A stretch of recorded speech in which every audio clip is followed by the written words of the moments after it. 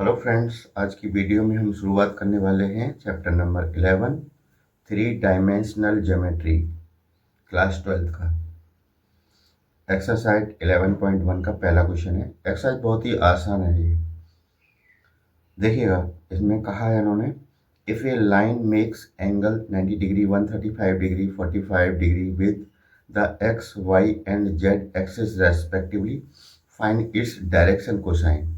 ये आपको अच्छे से आता है, आपने वेक्टर वाले चैप्टर में कर रखा है। देखो, हमें डायरेक्शन एंगल दे रखे हैं इन्होंने।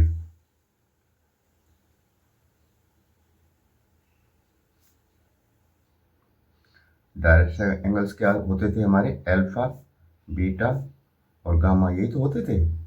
अल्फा की वैल्यू दे रखी है इन्होंने 90 डिग्री और बीटा की है 135 डिग्री और गामा दे रखा है आपका 45 डिग्री। सही है ना? इन्होंने डायरेक्शन एंगल दे रखे हैं और ये पूछ रहे हैं डायरेक्शन कोसाइंस निकालना है। तो इनके साथ हम अगर कॉस लगा देते हैं अल्फा बीटा के साथ, तो क्या बन जाते हैं? हमारे डायरेक्शन कोसाइंस बन जाते हैं।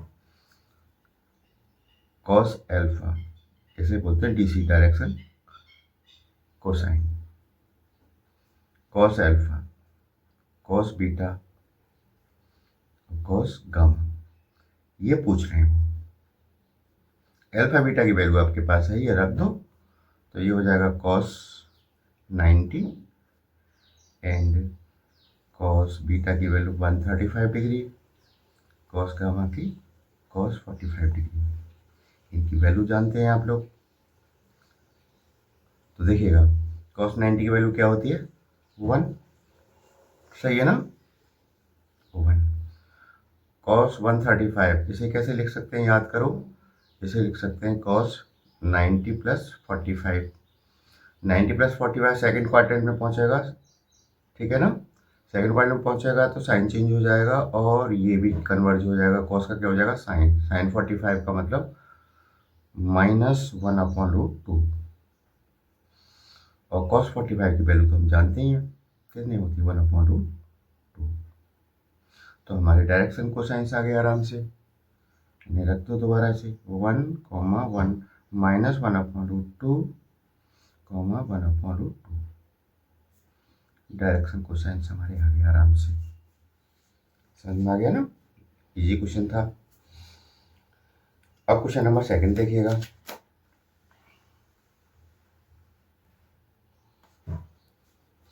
क्वेश्चन सेकंड कहता है, find the direction cosines of A line which make equal angle with the coordinate axis, यानी एक्स वाई जेड। देखिएगा, जो हमारी 3 एक्सिस हैं उससे क्या हो रहा है?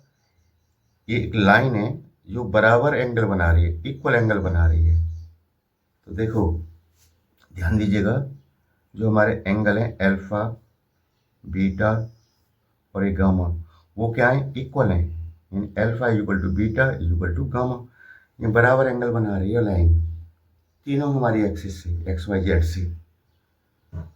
तो हमें निकालना क्या है? Find the direction cosine DC निकालना है। तो इसके साथ क्या लगा सकते हैं?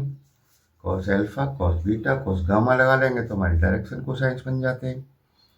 Cos alpha is equal to cos beta is equal to cos gamma. ये हमारे डीसी आ गए, है ना?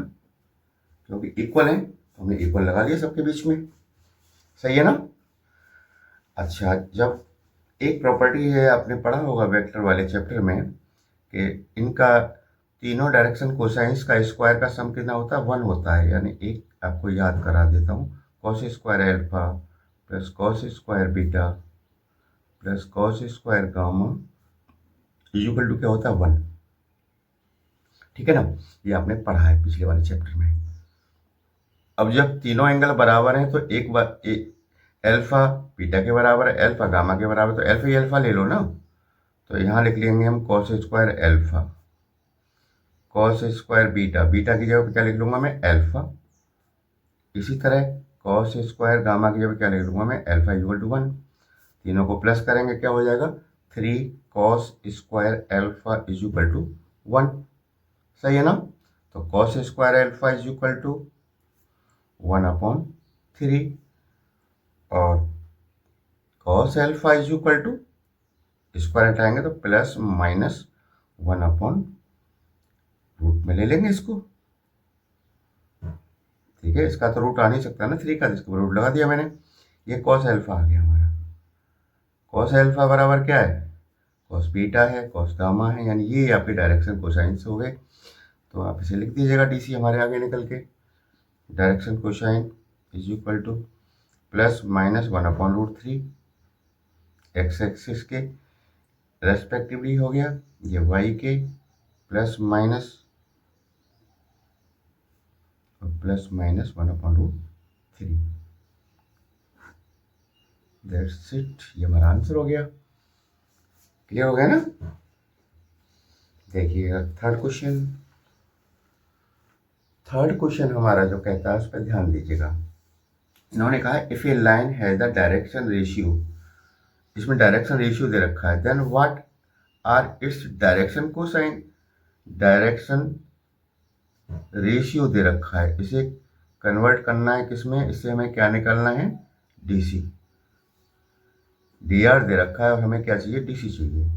D R A equal to दे रखा है -18, बी इक्वल टू दे रखा है 12 और सी इक्वल टू दे रखा है -4।